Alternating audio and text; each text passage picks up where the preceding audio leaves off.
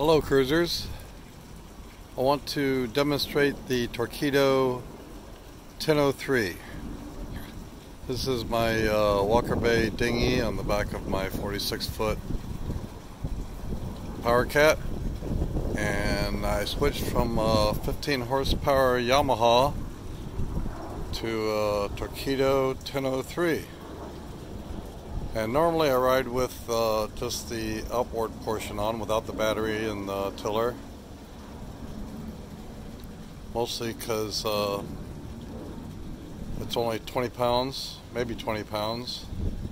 So it doesn't add much weight to the dinghy because these davits can't handle a whole lot of weight, and they struggled with the Yamaha 15 horse, which was almost 80 pounds. And if you got into some rough seas, started bouncing around some, the G-forces of the dinghy on the davits was too much for the davits. So normally if I was going to be in rough seas, I'd have to take the motor off and store it on the boat somewhere. But with the Torqueedo, I can just leave this portion on the dinghy, and it's easy to take off if I think that's too much weight for very rough seas, but I've never really had to. It's only 20 pounds on there. As you can see, it would come off very easy and easy to handle, but I just leave it on. Now to get things started, I got the battery here. The battery is about 10 pounds. And to install the battery, just put it in the grooves like that, and then put this pin in here to lock it on.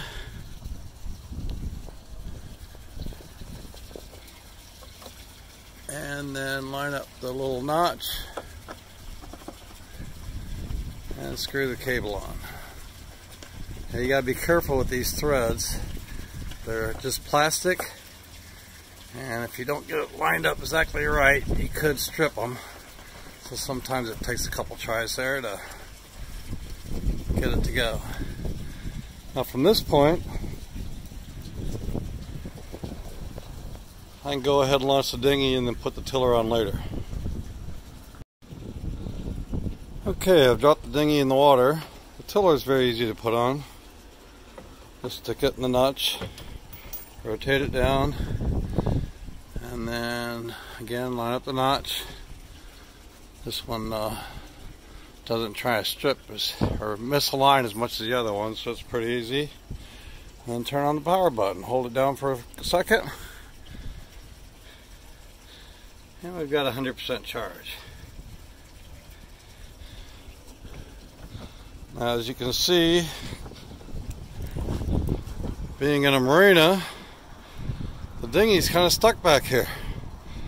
There's no way to get it out. It won't fit down that side. And it won't fit down this side. This is one of the great things about a cat. I can take it out through the tunnel. So here we go. Another one of the things that's really nice about this electric motor is when I had the outboard Yamaha on here and went through the tunnel. While you're in the tunnel, you had to hold your breath because of all the smoke and fumes going through the tunnel. With the electric motor, it's all clean. The other thing that's clean is the floor of the dinghy. No fuel tank, no fuel lines. You don't have to worry about filling up with fuel. You do got to take the battery in and charge it. And at least once a year, I was usually having to take the carb apart and have it cleaned because it get gunked up with fuel. And fuel would go bad after a while if I didn't use it all. And had to change it after the winter if I didn't use it much. Don't have any of those issues anymore with the Torqueedo 1003. Now the dinghy's very lightweight and easy to just lift up over the edge of the dock, give it a little turn, and drop it in the water 90 degrees. So let's go ahead and get on board.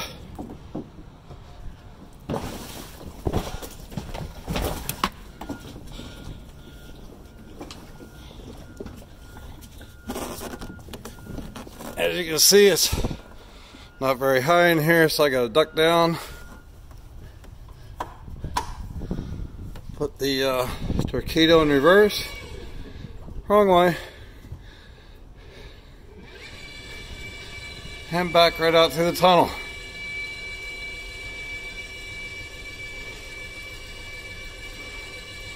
It's tunnel time.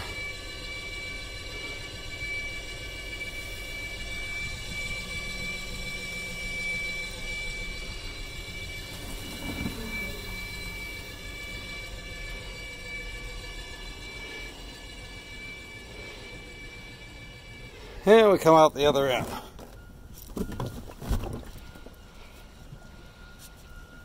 Alright, so as you can see, the Torqueedo is very quiet. It's got a little bit of a hum to it.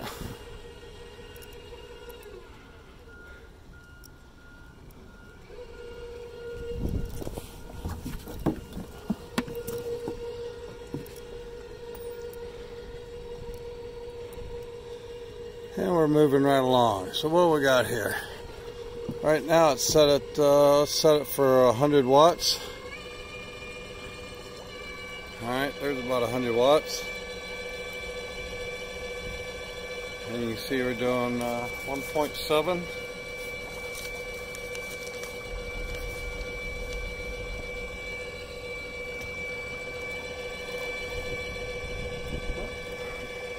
Bring it back up to 100.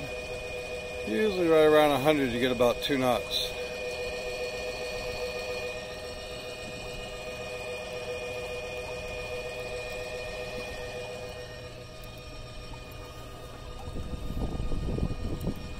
And at 100 watts you should be able to go for almost 6 hours. This is a 500 watt battery.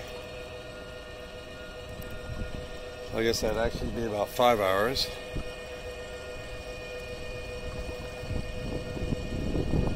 If you only go 20 watts, which will keep you moving just barely.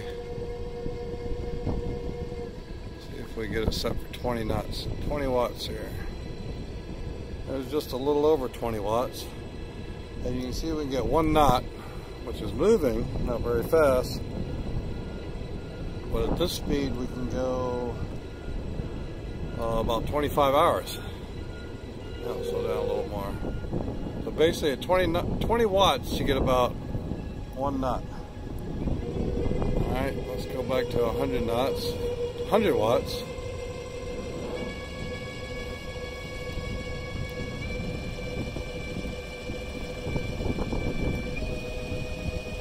Here we are, a little over 100 watts, getting almost 2 knots.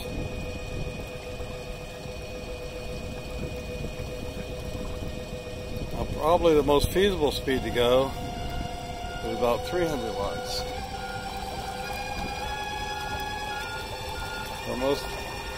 Probably my preferred speed, because at 300 watts, you get almost 3 knots.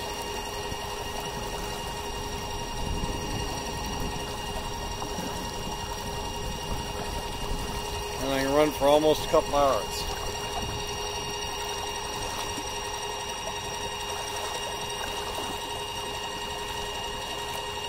Which isn't bad, it's plenty fast enough to just get from your boat that's anchored out to the shore, or go from my boat to another boat. And let's see what full power does. We'll go 1,000.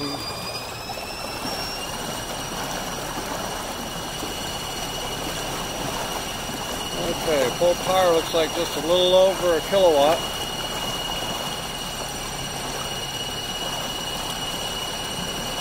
Normally I get about 5 knots at this power setting, but we must have a current running here because I'm only getting a little over 3. Let's go back the other way.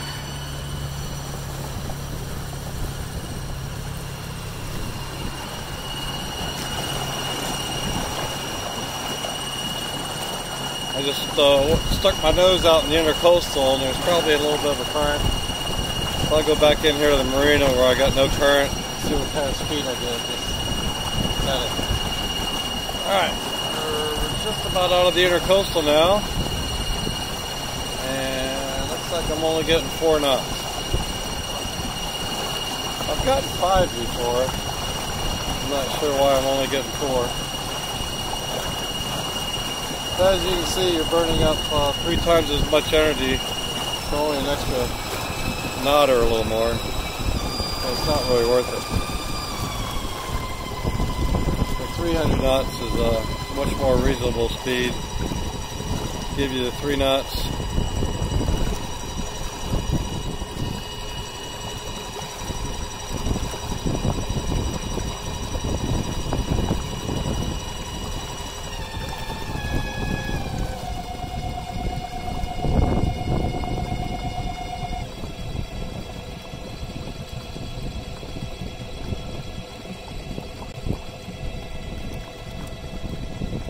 So that's the performance of the Torqueedo outboard motor on a little 10-foot rubber dinghy.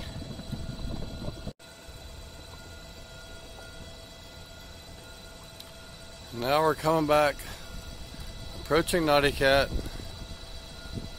And as you can see, there's no way to get down either side. One of the advantages of a catamaran.